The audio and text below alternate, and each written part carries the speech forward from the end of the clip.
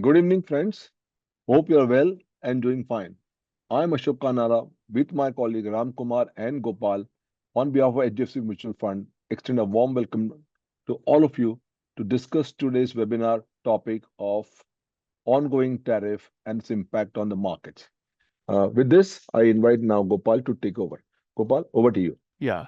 Good afternoon, everyone, and welcome to this webinar on the portfolio positioning, tariffs, and everything.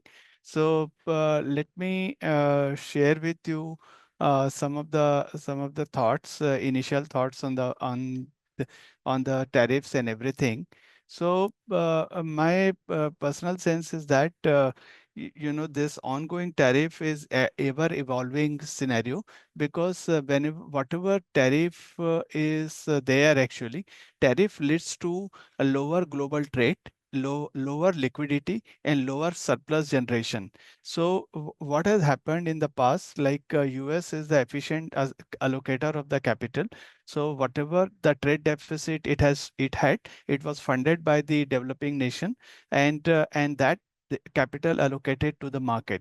So now the worry for the global equity market, which is coming up, is that surplus generation because of ongoing tariff will be lower, and it will have a restriction on capital flows going forward. So I will come to certain point on that. First is that before going into tariff itself, the US economy had started slowing down. If you look at this chart from the Fed expectation for the next 3 years, is that it will moderate to 1.9%. So the point I have tried to make that US this ongoing tariff is ever evolving scenario because like you cannot create supply chain in US in next 90 days. So authority is also aware about the significant impact of this tariff on their inflation and GDP growth. Just to give a perspective, that US imports around 17% of their consumption, right? So if you have initial tariff of 2.5%, which will increase to 24%, then your inflation is bound to increase by around 1.4% mathematically, right? So this will have a very serious effect on to these discretionary spend of the people, like which is likely to go down by over 3.4%, and GDP can contract by over a percent actually. In such a situation, in such a situation, it is important that what we have seen, Trump has changed some things in the last 48 hours. First on the smartphone and chips, and then second on to the automobile sector. So we will continue to see how these things will evolve actually.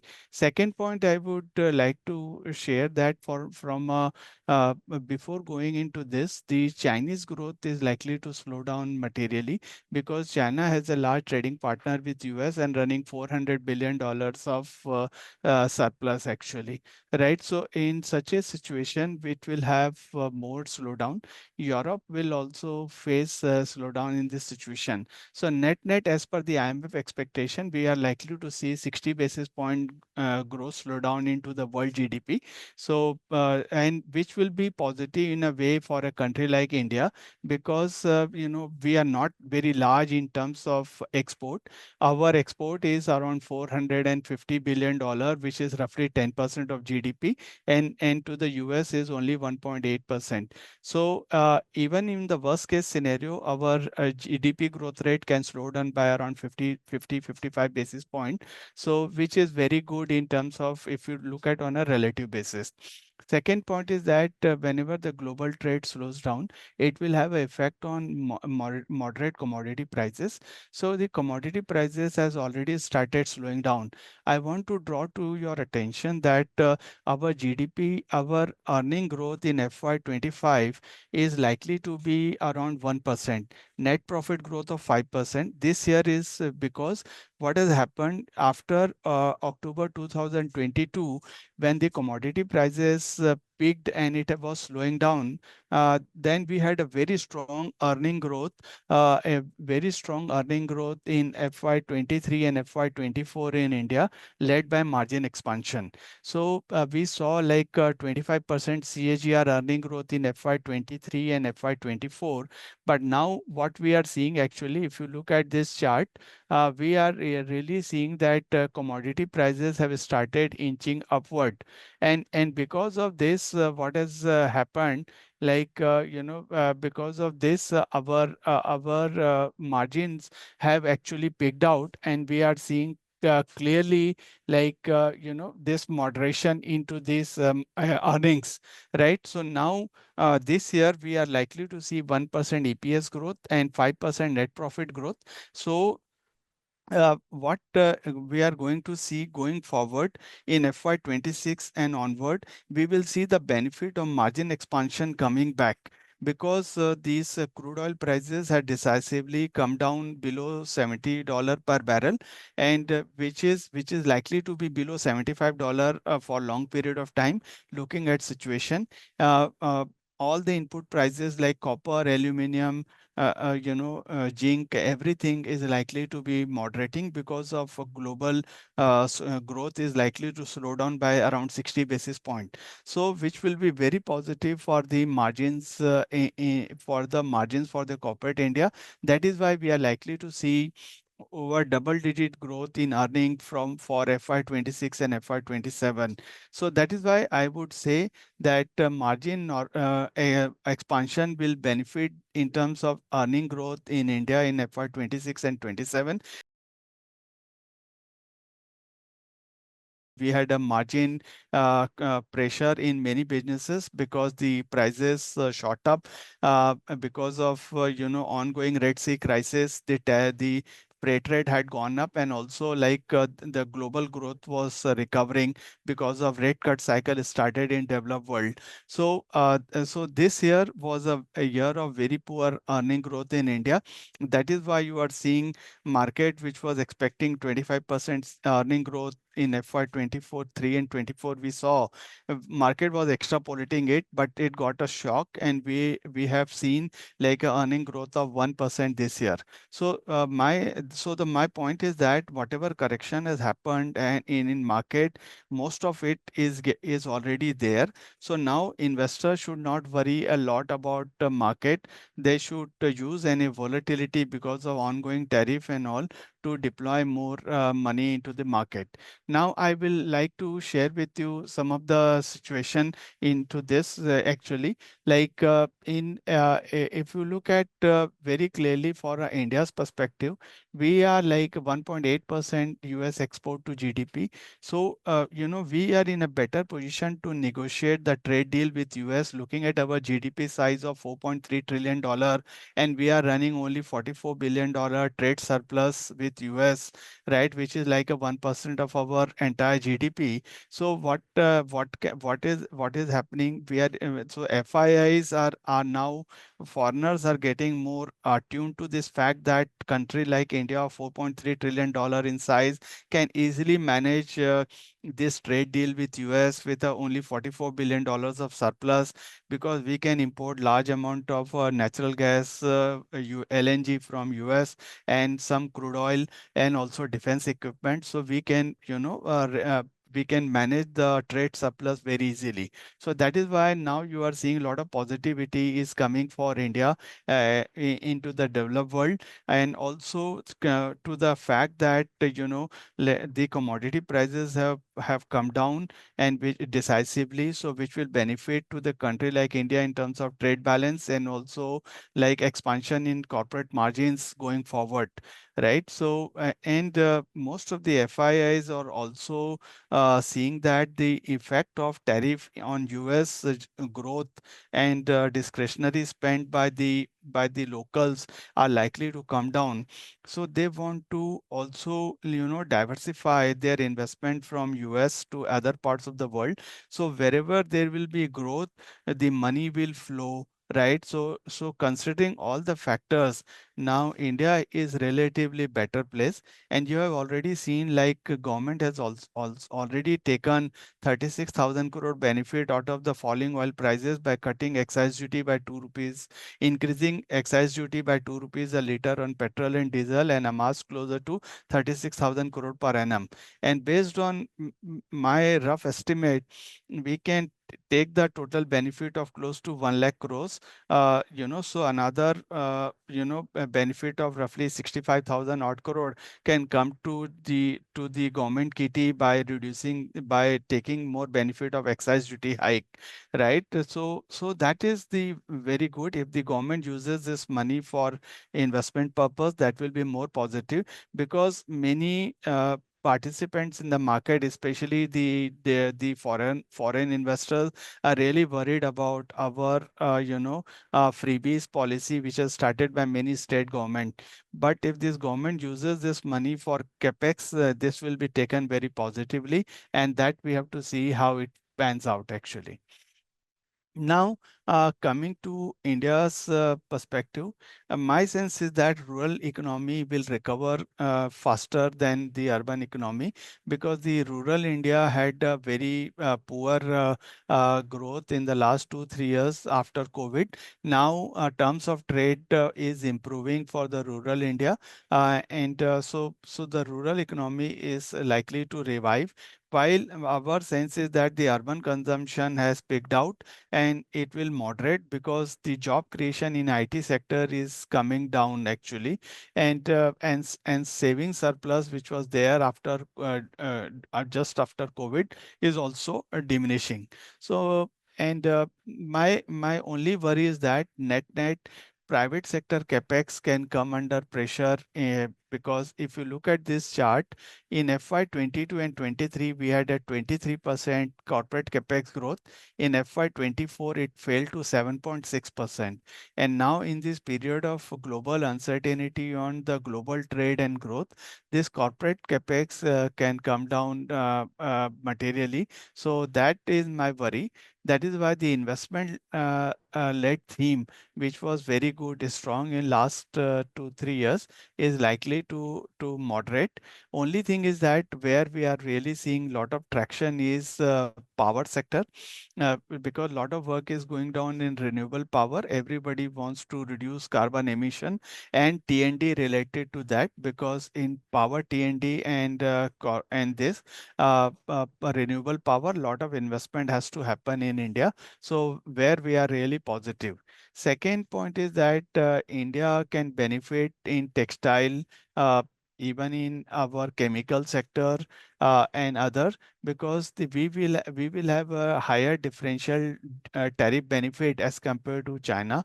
Now the real time for China plus one is coming actually, and let us see how do we actually capitalize on it, because that is a key monitorable, right? So that is there.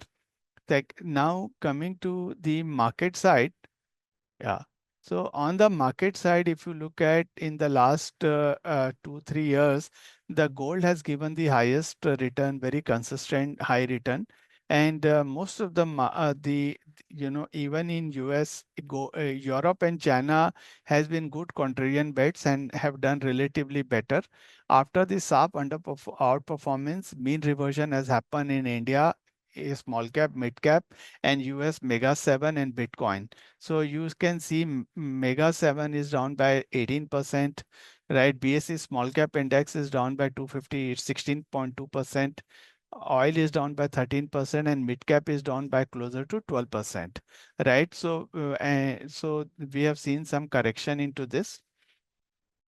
Now, if you look at this, as I told you, commodity prices have already started coming down. So if you look at CRB index is down by 2.1%, right? Everything is now coming down, which will help to the margins in the years to come. If you look at on the market valuation, now Nifty is trading at 23,400 where we are today. We are almost at 18.5 P multiple, right? So our long-term average is 18.3. So we are almost there. So, and I want to share in the last 2 years, lot of high P multiple stocks have been added to Nifty. So the Nifty itself, so when the people look at the Nifty valuation, they are not adjusting it to the historical holding to the current holding. So my sense is that now Nifty it has no more froth, and whatever correction we have seen, I think that is there. So there can be volatility during this period of tariff uncertainty. And if you look at the news is actually out, except pharma tariff, which is still to be announced. Almost all the tariff has been announced by Trump. So my sense is that when the news is out, the maximum volatility we have already witnessed. Right. So only volatility is left into the pharma sector because still that tariff is not out. So my personal sense is that so whatever bottom of the Nifty, what we saw in this correction, right, since the start of tariff announcement to the actual tariff announcement, should act as a very good support to the market, unless there is a big disappointment in earnings in India, right? So people should use any volatility to for deployment because the news is actually out, right? Except the pharma sector tariff actually. Now, if you look at this chart, this year we had a 5% earning growth or 1% EPS growth. Next year also we started with 1205 EPS, and now we are likely to have 1142 EPS for FY26. So and if you look at from 1416 we have come down to 1310 for FY27. So what is happening actually? The earnings is getting pushed out by 1 year actually. So that is why you are seeing like in market also 1 year of consolidation and some correction in return, which you have already witnessed. But my bigger picture I want to share with you that that earnings is unlikely to be very large growth in the next couple of years because now we are unlikely to get such a huge tailwind on margins what we got, and also we had a global recovery, right? So that is not the phase. So that is why the earning growth more than nominal GDP growth rate on a sustainable basis looks very difficult to me. And that kind of return also we can expect from market, not very large what we had seen in 22, 23, 24, right? So because the earnings are likely to be moderating, that is the view I hold actually. Now coming to Midcap, Midcap has given lot of froth in this correction. We had a maximum premium of 64% to the long-term average. Now it has become only 20%. So the Nifty, which was 64% expensive to the long-term average, has now become Nifty Midcap has become only 20% expensive to the long-term average. So though it is still expensive as compared to long-term, but definitely the degree has come down. So there can be some correction in this result season because the earnings in this quarter is also likely to be muted. So whatever excesses are there may be out, in very soon. So the Nifty mid cap also become investable, and it is still 20% premium to the long term average. Now coming to the small cap. Small cap had a premium of 51% at the peak. Now it has come down to 28%. We saw 13% decline in earning in Nifty Small Cap 250 index so far in 9 months, because what has happened is all the MFI, small finance bank, had a loss, right? You saw engineering company, and Jal Jeevan Mission related work done by the company all reported very decline in very poor earnings this year. Engineering companies, bearing company and all, we have seen a lot of small cap company in capital goods sector also had a poor earning. So small cap had a earning decline of 9% this year in the first 9 months. So that is why the small cap had a higher correction in this year. If we see this capex wave start again by the government of India, right? So the small cap earnings can recover. As you know, in the first 9 months, our capex growth was minus 17%, and now we ended the year by closer to 5% from the government of India budget actually. So we need capex more. And as I told you, we amassed 36,000 crore by increase in excise duty on petrol and diesel. And if we take this benefit of entire petrol and diesel benefit and really use it for capex purpose, then small cap earning can be better in the times to come. Now, coming to the sectoral performance and all, I would say this year, if you look at this table, now auto, IT services, and private sector banks are trading at discount to the long-term average, while electrical utility, pharma, oil and gas and metals are at premium, but not very large, except electrical utilities, which was very depressed in the last decade. It is at premium. Otherwise, our market, if you look at from this table, you can make an inference that large downside in the large caps looks very difficult because the valuations are coming to the long term average. I would like to add that now we are seeing very strong rally into the GSEC market thanks to the inflation coming below 4%. Now our 10-year GSEC is around 6.41, which was 7.2 odd percent in the past. So as your risk-free rate is coming down, your higher discounting rate can be justified. So the market valuation will also be supported by rate cut cycle which has started. We saw already two rate cut. Market is now penciling in three more rate cuts to come, and 10-year GSEC, which is at 640, can rally it up to 6.3, 6.2, depending on how fiscal situation pans out for state governments, right? So in such a situation, right, higher multiple of the market is also justified looking at the 10-year risk-free rate actually. Now, if you look at the IT sector, which is which now coming to the sectoral performance, if you look at from 52-week high, IT had a biggest correction of 30%, oil of 26.3%, auto of 26%, while banks and healthcare had outperformance as compared to Nifty 50. They had fallen the list actually. So my sense is that now IT, because there is an uncertainty in US macro, but now large caps are trading at a valuation which is closer to dividend yield, very strong high dividend yield of 4+%.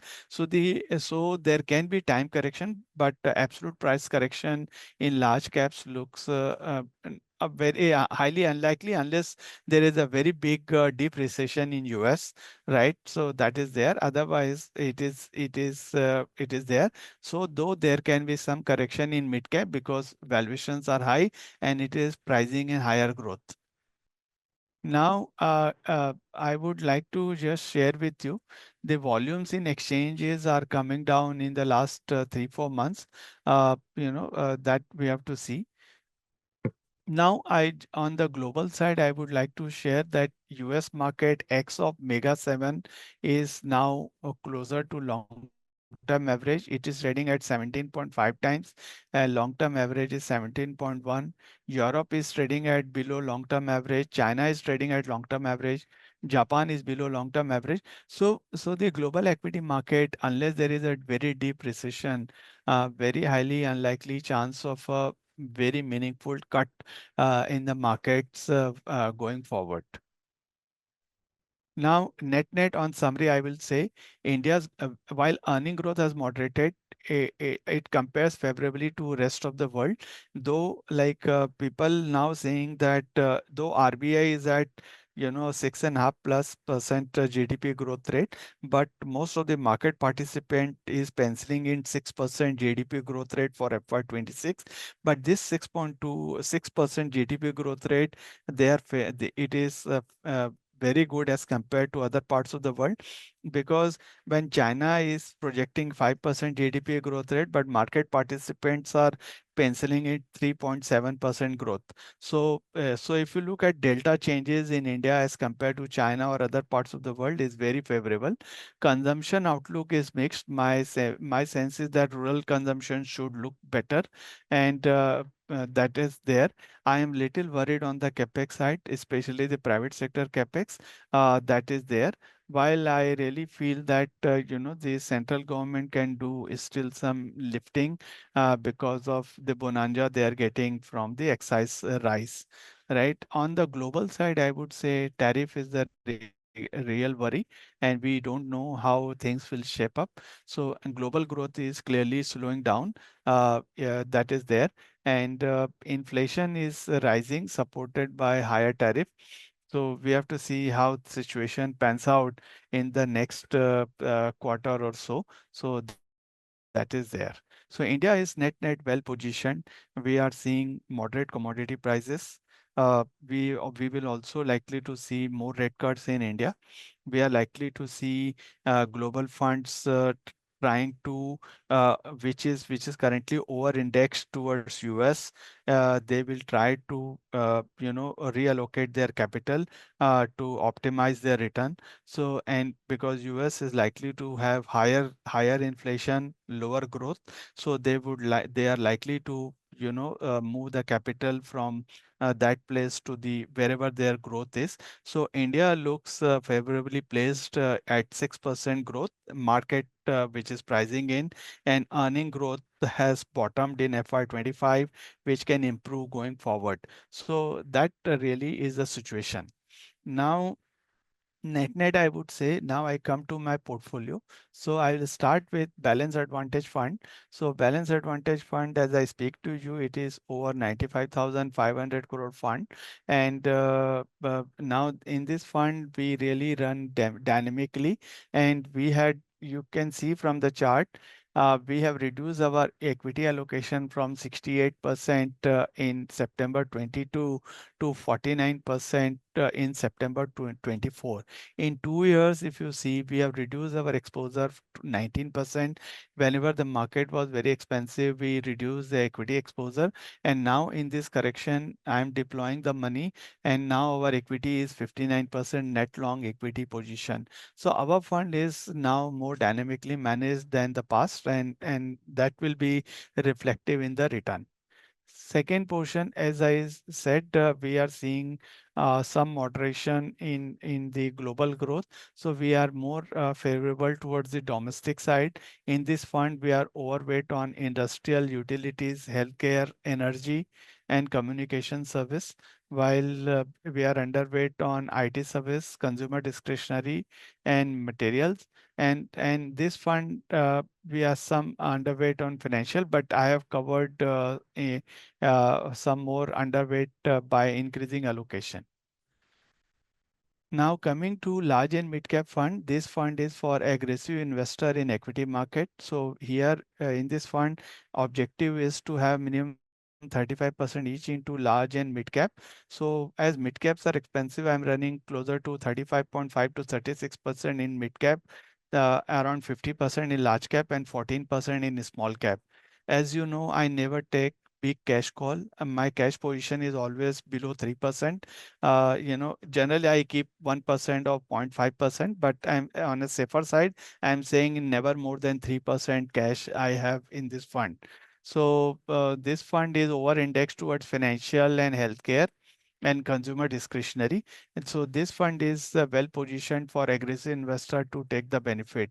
Now coming to dividend yield fund, this is for a conservative investor who is above 45 plus and wants to take measured exposure to equity market. So this fund is a very contrarian to other fund. In this fund, as dividend is the more option, so I have overweight on IT sector as I told you, large cap IT is now offering more than 4% dividend yield, so which is very good. And now valuations are supportive.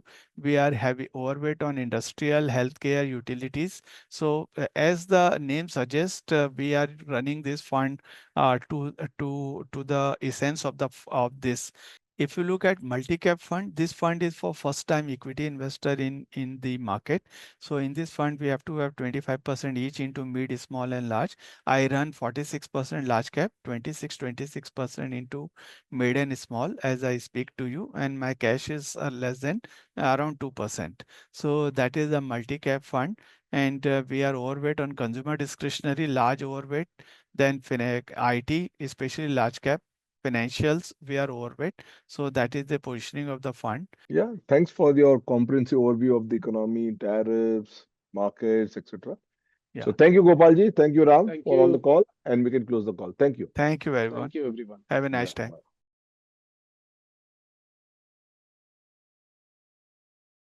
Mutual fund investments are subject to market risks. Read all scheme related documents carefully.